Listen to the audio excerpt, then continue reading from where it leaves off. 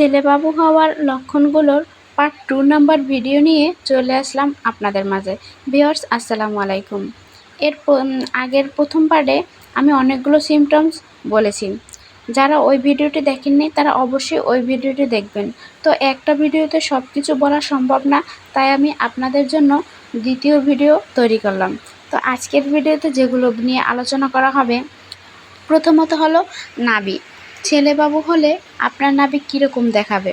আসলে আমার এই সিমটমগুলো আমি আগেই বলেছি, আমার নিজের সাথে ঘটে যাওয়া সিমটমসগুলো আমি আপনাদের মাঝে শেয়ার করছি, অন্য কারোগুলো আমি বলিনি। যেহেতু আমার এই ছেলেবাবু হয়েছে আলহামদুলিল্লাহ, প্রথমটা আমার মেয়ে বাচ্চা, তবে আমি কিন্তু মেয়েবাবু হওয়ার সিমটমসগুলো আপনাদের মাঝে শেয়ার করব। সে ভিডিওগুলো দেখার জন্য কিন্তু আমার চ্যানেলটি সাবস্ক্রাইব করে রাখতে হবে, তাইলে আপনারা প্রতিনিয়ত আমার ভিডিওগুলো পাবেন ইনশাল্লাহ।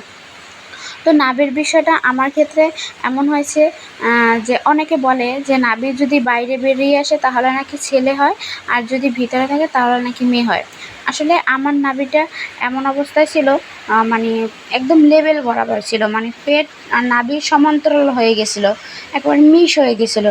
এখন এটাকে বাইরে বেরিয়ে আসা বলে নাকি ভিতরে থাকা বলে সেটা আমি বুঝি না, কিন্তু আমি এতটুকুই বুঝছি যে আমার পেটটা একদম লেভেল মিশ হয়ে গেছে আমার ছেলেবাবুর ক্ষেত্রে।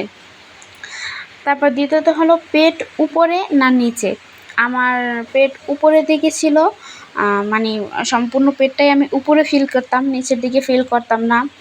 তারপর কোন দিকে নাড়াচাড়া করতো, ডান দিকে নাকি বাম দিকে?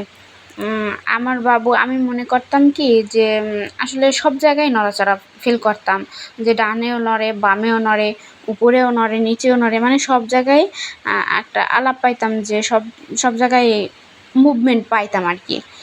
এখন অ্যাকচুয়ালি বলতে পারবো না যে কোন দিকে বেশি নড়ে, সব দিকেই মুভমেন্ট পাইতাম, তবে হ্যাঁ আমি নিচের দিকে বেশি মানে অনুভব পাইতাম। যেমন নিচের দিকে মনে হয়তো কি লাথি মারে, এরকম একটা ফিল করতাম।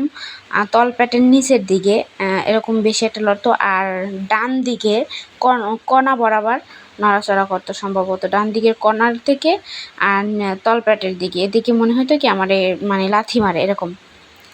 আর কোন দিকে মাথা, মানে কোন পাশে মাথা, ডান দিকে নাকি বাম দিকে?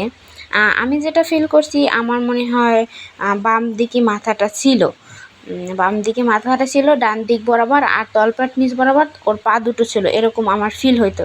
কিন্তু অ্যাকচুয়ালি কীরকম ছিল আমি জানি না, কিন্তু এরকম একটা আমার ফিল হতো।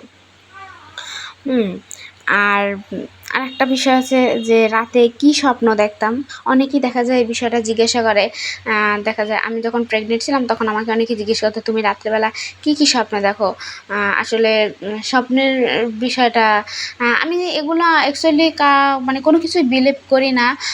তবে যখন দেখা যায় আদি যুগে যেমন আমাদের দাদি নানি তাদের সময় কিন্তু এরকমের আধুনিক যুগ ছিল না, পরীক্ষা নিরীক্ষার ব্যবস্থা ছিল না, তারা কিন্তু এরকম লক্ষণ দেখে বা এই সিমটমসগুলো দেখেই বলে দিতে পারতো যে কি হবে, ছেলে হবে নাকি মেয়ে হবে। আসলে কিন্তু এগুলো অনেকটাই মিলে, কিন্তু বিজ্ঞানের ভাষায় এগুলোরে অ্যাকচুয়ালি ধরে না কেউ।